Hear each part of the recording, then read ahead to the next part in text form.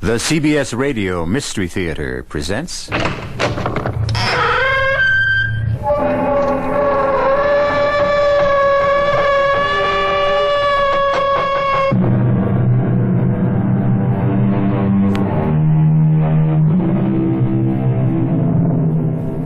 in. Welcome. I'm E.G. Marshall. Someone said to me the other day, "You know, E.G., you talk a lot about imagination." At first I thought he might be right, but the more I thought about it, the more it seemed to me he was wrong.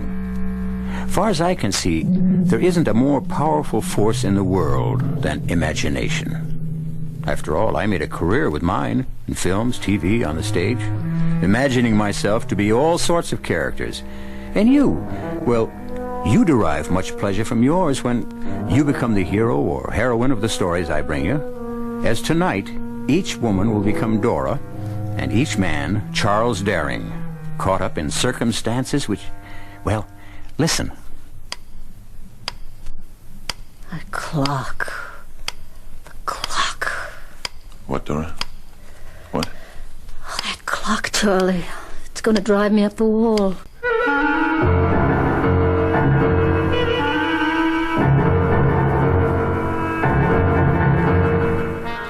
Our mystery drama, The Telltale Heart, was especially adapted from the Edgar Allan Poe classic for the Mystery Theater by George Lothar and stars Fred Gwynne.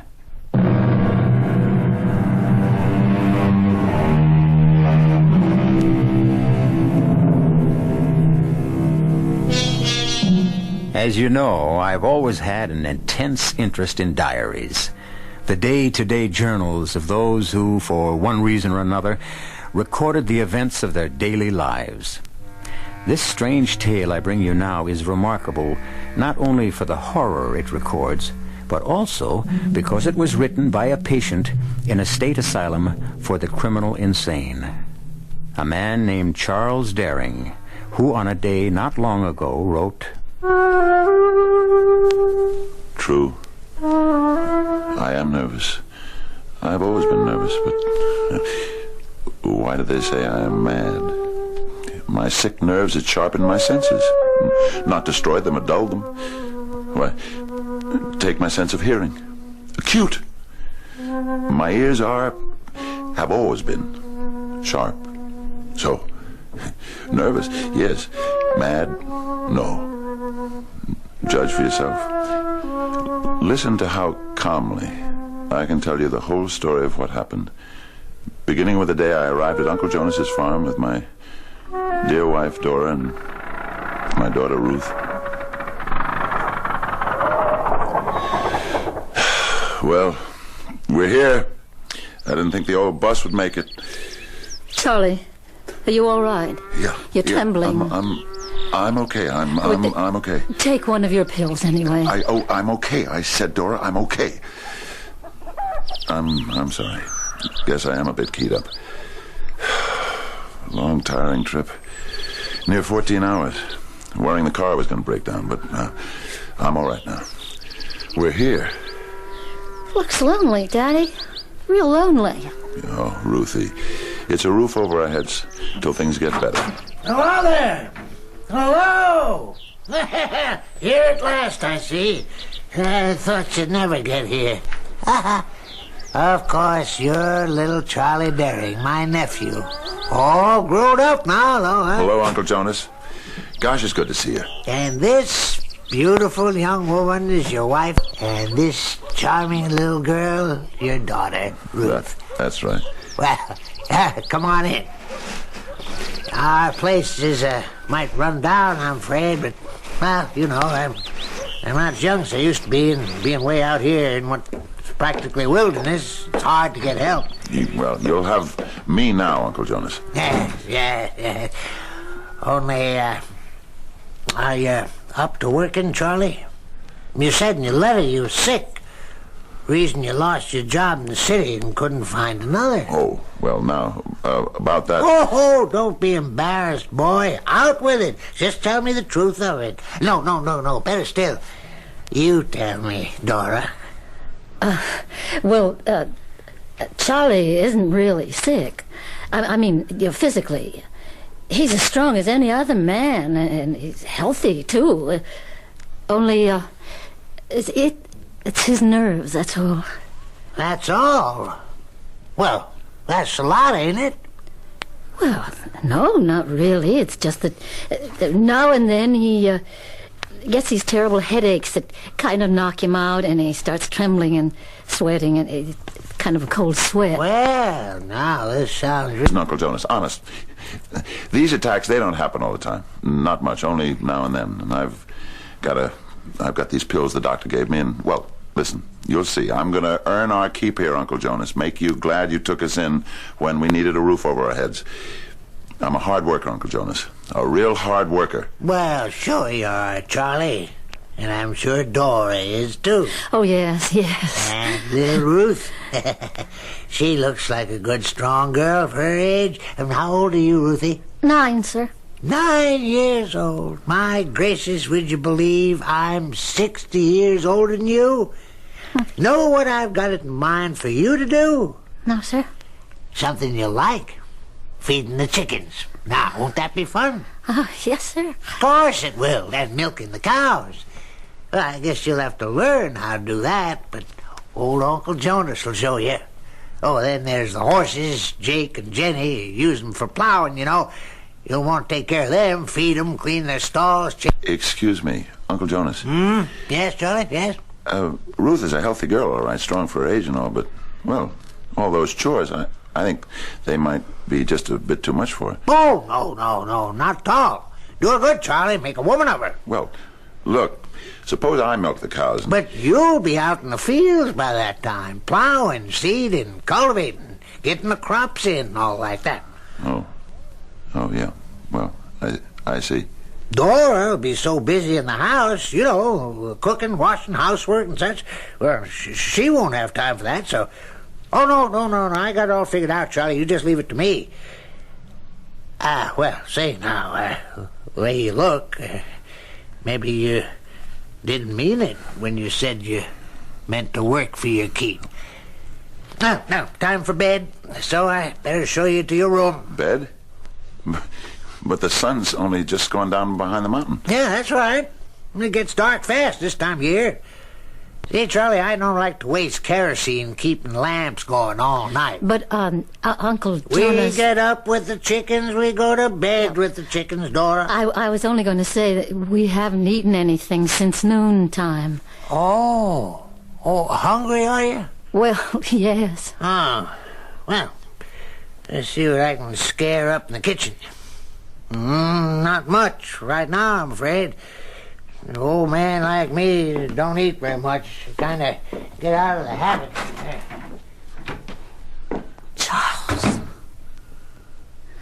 Charles, what have we got ourselves into? Sounds like he means to work us hard. To death, more like it. Charlie, I don't like your uncle. He scares me. Dora was right. As always, Uncle Jonas did mean to work us to death, or at least until we dropped, and always laughing jovially, joking that city life had weakened us, and farm work would soon make us strong. Well, as day went into week, we grew more and more exhausted from overwork and hungrier from lack of enough food. One morning in the kitchen... Charlie, you're back from the fields early. Early? It's nearly 12, and I've been plowing and seeding since before dawn. I'm brushed. Got a cup of coffee? I'll see if there's any left in the pot. He only lets me make one pot for the day, you know. I know. Where's Ruth? She was lying down. She came in from cleaning the horse stall, said she felt faint. She went to lie down, but... But what? He sent her out again. Said there was nothing wrong with her. Said she was faking. I've got to do something about all this. It can't go on. What can you do? We're broke. We're penniless. Miles from nowhere with a broken-down car. We're trapped. If I could only fix that carburetor. but I need a new part, a butterfly valve. Oh, forget it. We haven't got a chance. Maybe we have. The game warden. Game warden? Here, that's what's left of the coffee. Fella named Harrington, something like that. He came by the other day, all the way from Pomfret. Stopped to talk for just a minute. Said he makes it out this way about once a month or so, and if he could get that part for me in Pomfret. Well, now, what's this? In the kitchen instead of in the fields, drinking coffee at this hour, Charlie? Oh, I'm sorry, Uncle Jonas, but I just had to have something to keep me going. Sorry? Oh, nothing to be sorry about, Charlie. If you're tired out, you're tired out. Nerves, huh? No. Nerves okay. Can't be. Got to be your nerves. Can't be the work. You're not doing that much. Jonas, this past week I plowed nearly 20 acres and seeded more than 5. Why, my Lord, Charlie, in my prime, I used to do that in 3 days. Now, I'll tell you, Charlie, I wanted you to get started on the lower field this afternoon, but if you're all tuckered out, you can't pull your weight around here. No, Jonas, I can do it. I don't want to force you to something, Charlie. I can do it, Jonas. Well, that's good. Good. Now, you go on out and work that field till 1 o'clock, and then we'll all sit down and have a good midday feed. Yeah, sure, Jonas. Sure.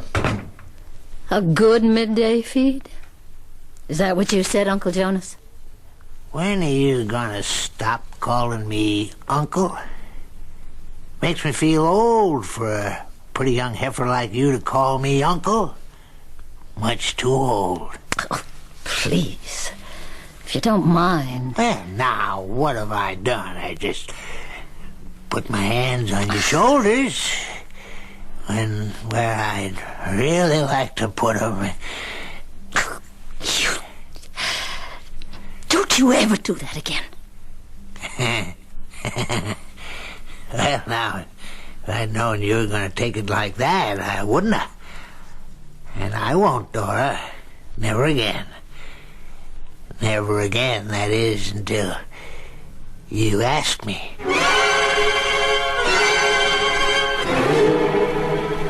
You're upset. You're all upset. Tell me what happened after I left. Tell me. Charlie, please. I've got to get supper on the table. What there is of it. Something happened between you and Jonas. What was it? Charlie, it was nothing. What was it? He tried to get fresh. What do you mean, get fresh? Charlie. I want to know. It isn't anything much. He just put his hands on my shoulder. And? Well, he sort of let his hand slip. Charlie, that was all. Believe me, that was all. I told him never to do anything like that again, and he won't. Charlie, believe me, he won't. Oh, he won't. I'll see to that. Where is he? Charlie. Where is he? Charlie, I think he's in that room he keeps closed, the one he uses for an office. Where are you going? To have a talk with Uncle Jonas. Charlie, wait. He's ordered us never to set foot in that room. I want a word with you, Jonas. Having another attack of nerves, Charlie? Must be. Can't imagine you busting in here otherwise. You know why I'm here, and it isn't my nerves. Well, then what is it? What is it, Charlie? That clock. Charlie. That clock, the way it ticks. Oh, yeah. Everybody notices that. Everybody's ever been in this room, that is. It's more like a heartbeat, they say, huh? Strong, solid, full of life. Like my heartbeat. But that isn't what you come to talk about. You insulted my wife today. Insulted? You made advances, put your hands on her. And that was an insult? What do you call it?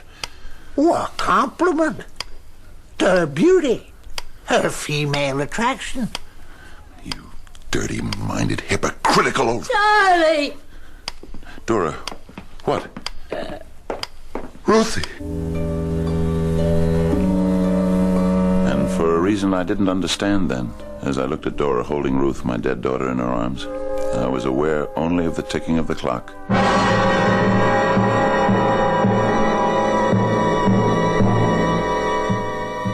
Trapped.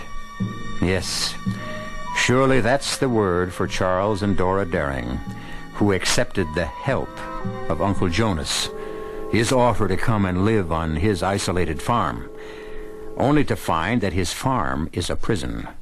Charles' diary continues, and we'll read it together, you and I, when I return shortly with Act 2.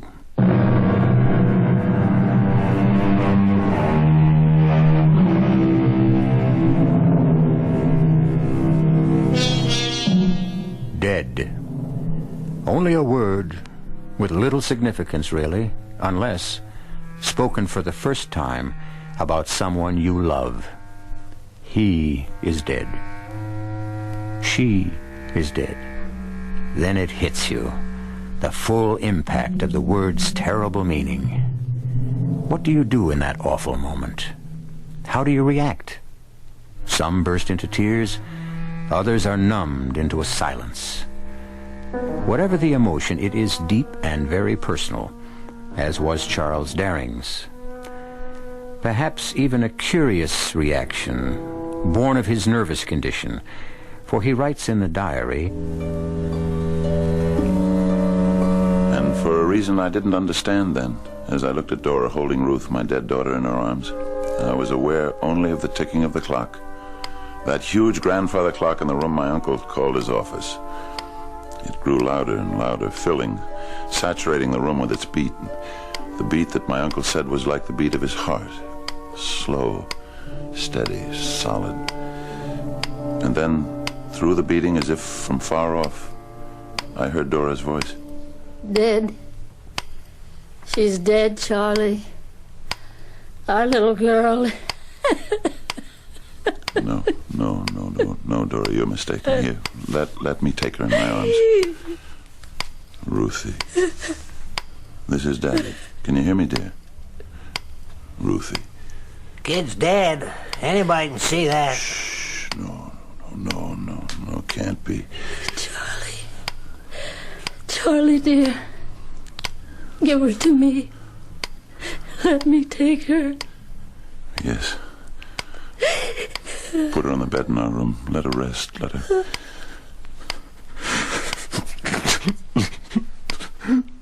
her rest. Come on now, Charlie. You can't go to pieces. Gotta act like a man. Got to face up to... Leave him alone. What? What's that? You've killed his daughter. Isn't that enough for one day? Leave him alone.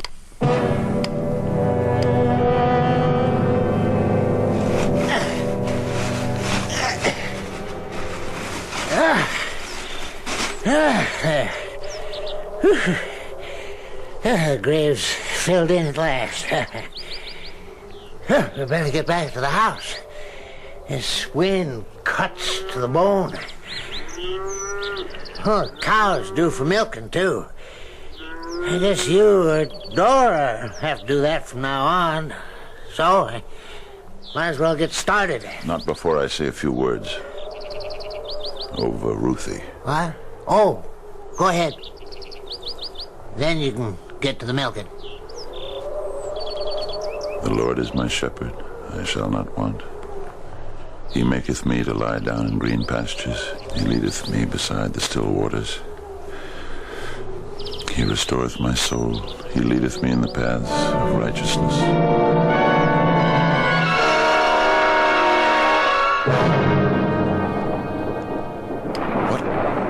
What? Dora, wake up. I'm not asleep. Listen. It's only the storm, dear. No, not the storm. Listen. To what, dear? The clock. The grandfather clock in Jonas's office. I don't hear it. I never have, Charlie. I hear it. You can't. His office is downstairs at the other end of the house.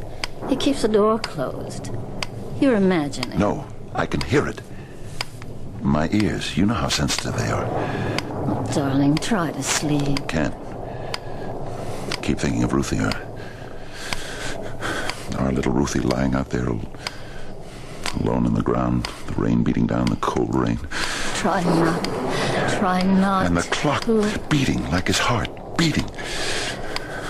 While hers lies still and will never beat again. I can't bear it. Charlie. Darling, I'll get you a pill for your nerves. Don't leave me, don't. The bottle's down in the kitchen. Only a minute. I'll be right back. Only a minute. Oh. Oh, I startled you, girl. Well, I didn't expect to find you in the kitchen this late. A glass of warm milk to help me sleep.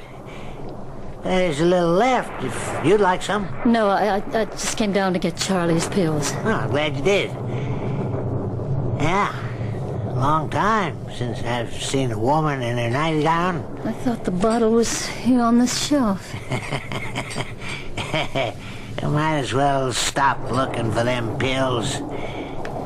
What do you mean? I threw them away. Charlie's pills? He don't need them. He only thinks he does. Are you out of your mind? They're all that keep him from going completely to pieces. Oh, don't believe it. A lot of nonsense. Doctor's nonsense. You didn't throw them away. Where are they? No, I threw them away, all right. Then you must want him to break down completely. That's it, isn't it? I've known all along what you were up to, but I wouldn't admit it to myself. Now I know. Oh, and you tell me. Stay away from me. Don't you touch me, I swear. If you do, I'll tell all I know. Huh? Tell who? Who's there to tell? Oh, get your hands off. Tell who? Huh? Tell who? Only one around, Charlie. I'll get to town. Somehow I'll get to town. I'll tell the police. You meant to kill Charlie. Work, starve him to death, so you could be alone with me. Have me. Like I've got you. You filthy, rotten swine! Oh! Swine! Filthy beasts! Stop him! He's killing me! Charlie! I'll Charlie, kill him. no! I'll kill him! Charlie! No! If you ever put your dirty hands on my wife again, I'll kill you.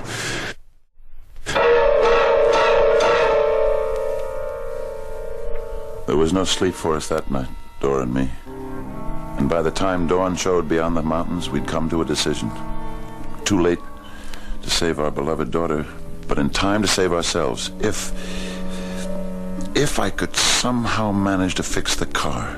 So, after the usual skimpy breakfast, a piece of unbuttered bread and a cup of weak coffee. What's all this?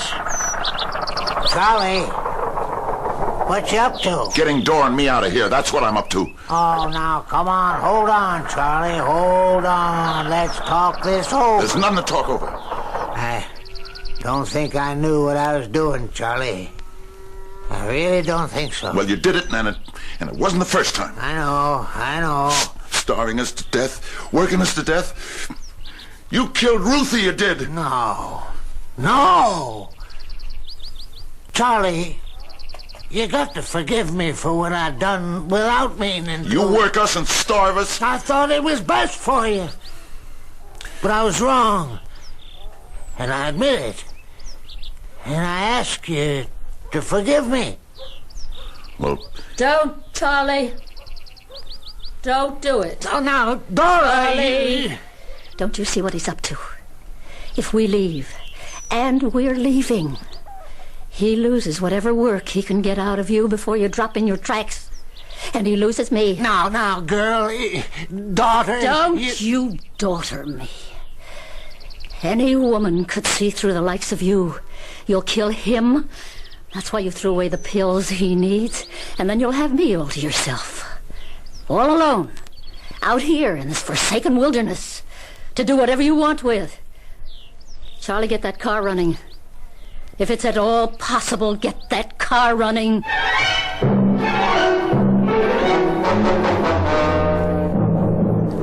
How far have we come, Charlie?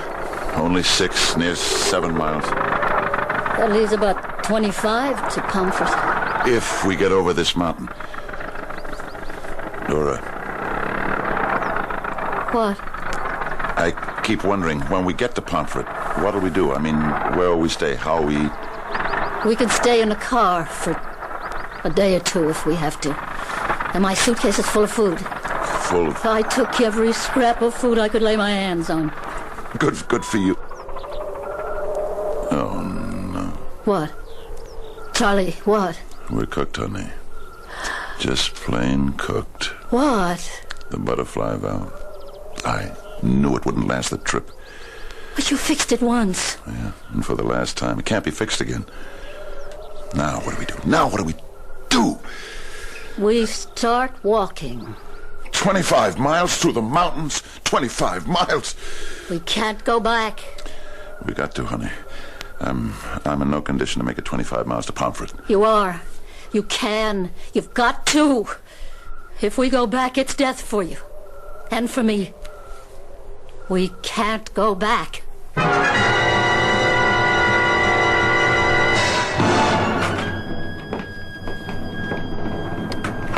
Who's there?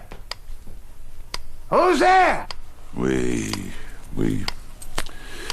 come back. I figured you would. In fact, I knew you would.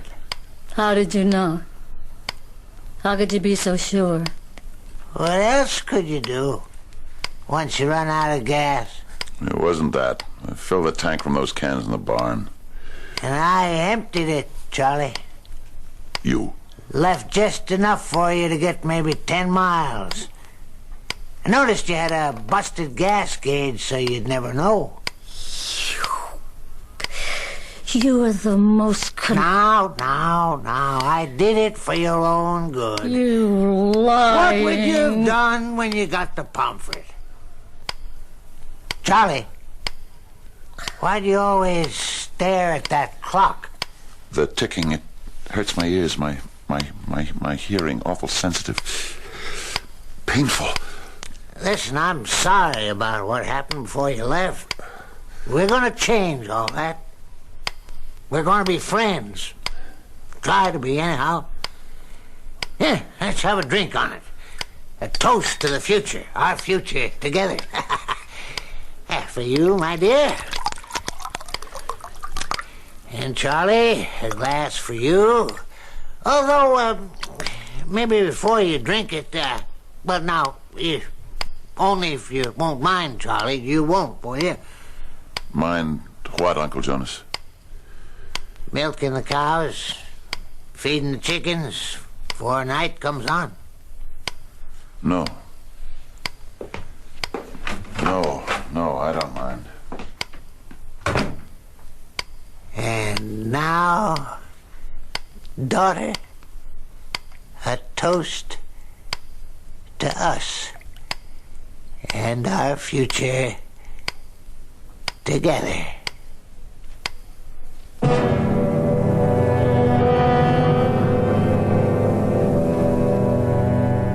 An evil old man, a ruthless old man, and, unhappily, a victorious old man. What lies ahead now for Dora and Charles Daring? I know because I read Charles' diary. You will know shortly when I return for Act 3.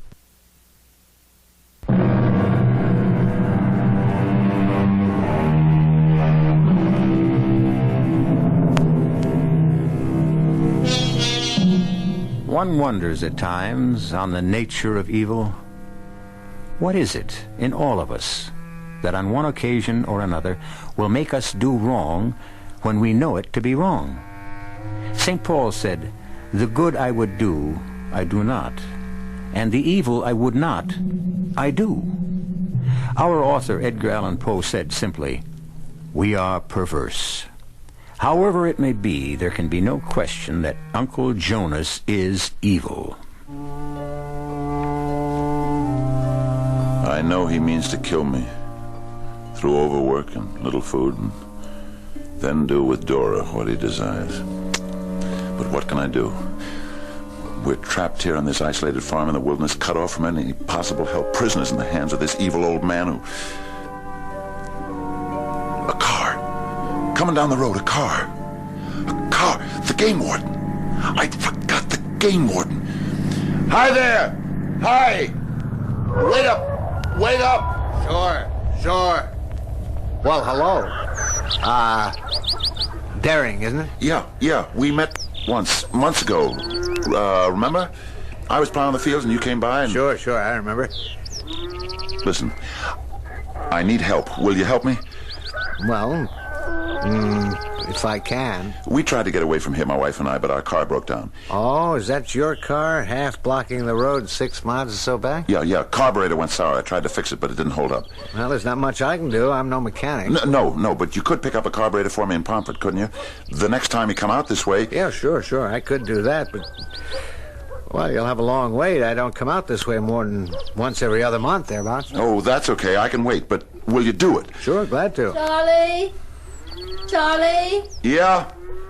He wants to see you. Your uncle. All right. Coming. That your wife? Yeah. Oh, no wonder you want to get away from here. If I had a wife as pretty as yours, I wouldn't want her around that dirty old man either.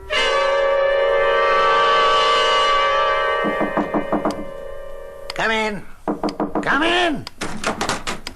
Well, where you been? I told Dora I wanted to see you 10 minutes ago. I was working in the barn. Working? You working? Look at me, damn it. Not at that clock. You're always looking at that clock. Look at me when I talk to you. Yeah. I got to thinking. It's a waste of time, you tripsing back and forth from the fields to the house, from the barn to the house. So, from here on, I've decided you'll live in the barn. What? You can't do this. Dora and me can't live in the... I didn't say Dora. I said you. Me in the barn. And Dora here? That's right. Dora alone in this house? With you? Never! Now you listen to me. Never! You think I don't know what you're up to? Dora's told me everything. How you've been after her, forcing yourself on her. And if you think if you're alone in the house with her alone at night, you can get what you're after, never! Oh, yes. You fool. Don't you think I planned this from the beginning? From the day I got your sniveling letter begging me to take you in. And the day I laid eyes on her for the first time, I knew. I knew then that it was a good plan, and I'd go through with it. You... A simple plan, too. So simple it couldn't go wrong. Starve you, weaken you, work you into your grave. The way you worked Ruthie into hers... No, the child didn't matter one way or the other. It was you. Didn't matter. What? My little girl, my Ruthie, didn't matter. What? Here now. Wait a minute, Charles. My throat. You're choking me. You can't.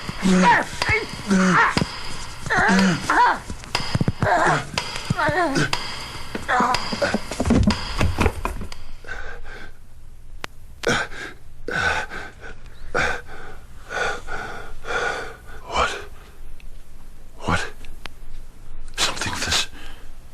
There's something. The clock. Stopped. Strange. Why so suddenly stopped? His heart, he said it was like the beating of his heart. It stopped. Would that mean... on the floor. Jonas, on the floor. Oh, my God. Oh, yes. Oh, yes. I killed him. But I killed him. In my rage, I killed him. I am a murderer. I realized that I must do something to hide the body. But what? Where to hide it?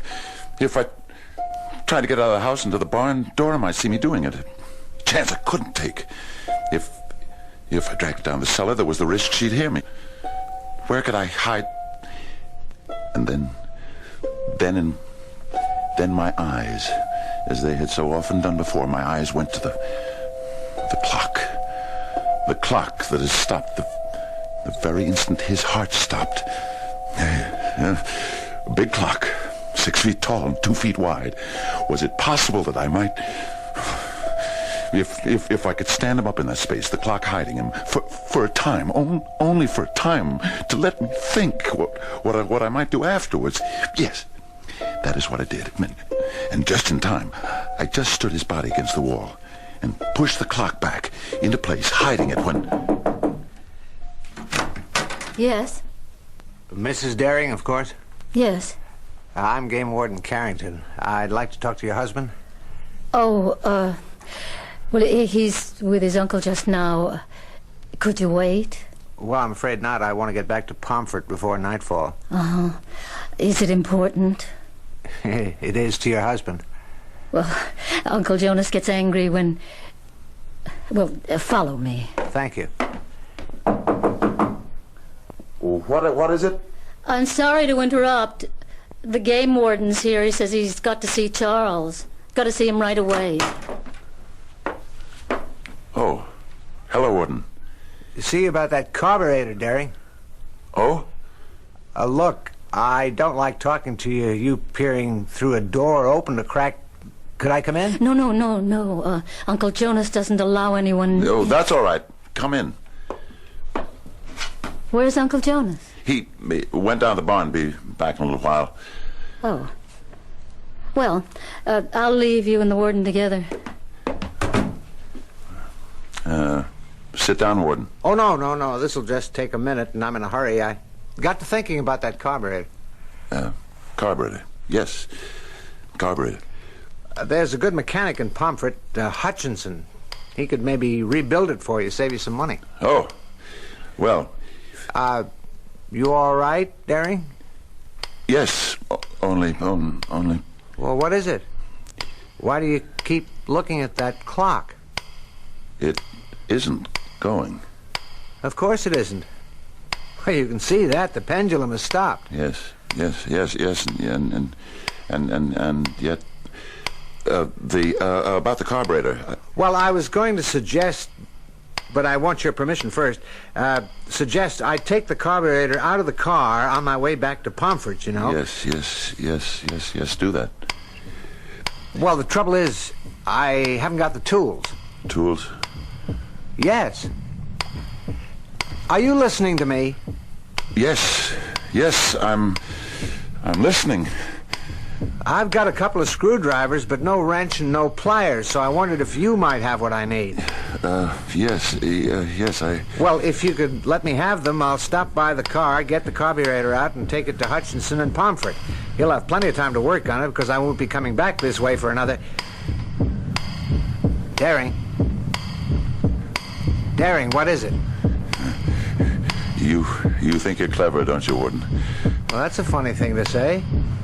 Nothing clever about taking a carburetor out of a car. I don't mean that. You know I don't mean that. Well, what do you mean? The sound. You hear it as well as I do. You hear it. What are you talking about? The heartbeat. His heartbeat. It has to be that. The clock has stopped. Look. The clock has stopped, but the beat, the beat. You hear it. I don't hear anything. Liar. How could you not hear it? You didn't come about the carburetor. You knew I was going to do it. You saw it on my face when we talked out there today. You must have seen it. In my face. Even though I didn't know it. Well, know what? Daring, have you gone mad? Saw what in your face? You were going to do what? Kill him. Kill him! Kill him! Hey! What are you doing? Why are you pulling the clock away from that? Hey, look out! It's falling! See? See? Oh, good Lord. Good Lord.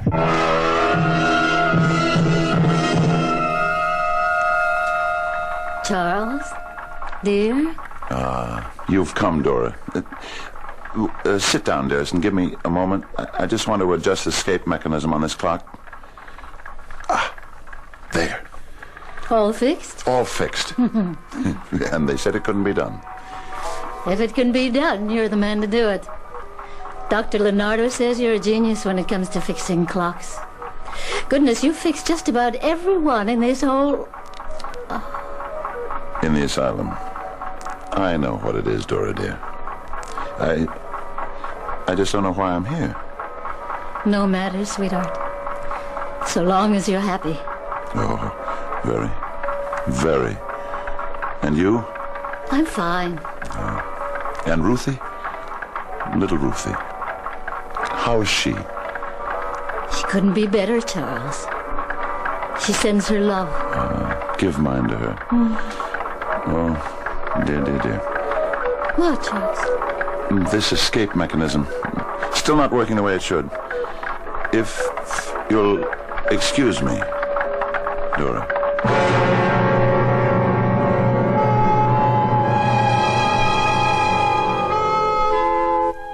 In a little room in a large institution, a very gentle, a very sweet old man tinkers happily with clocks and watches.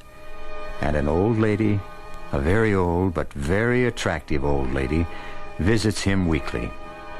He lives in another world, she in this. Small matter. Both are happy. I shall return shortly.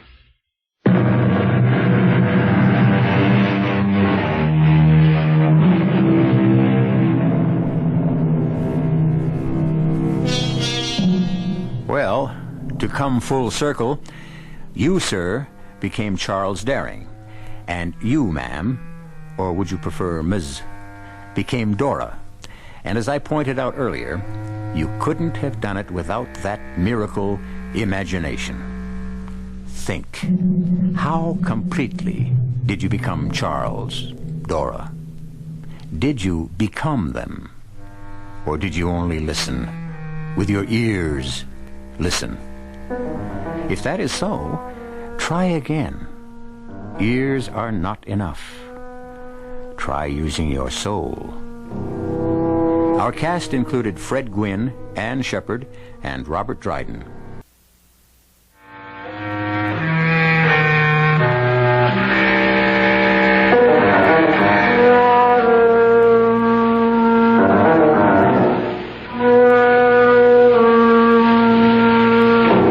E.G. Marshall inviting you to return to our Mystery Theater for another adventure in the macabre. Until next time, pleasant dreams.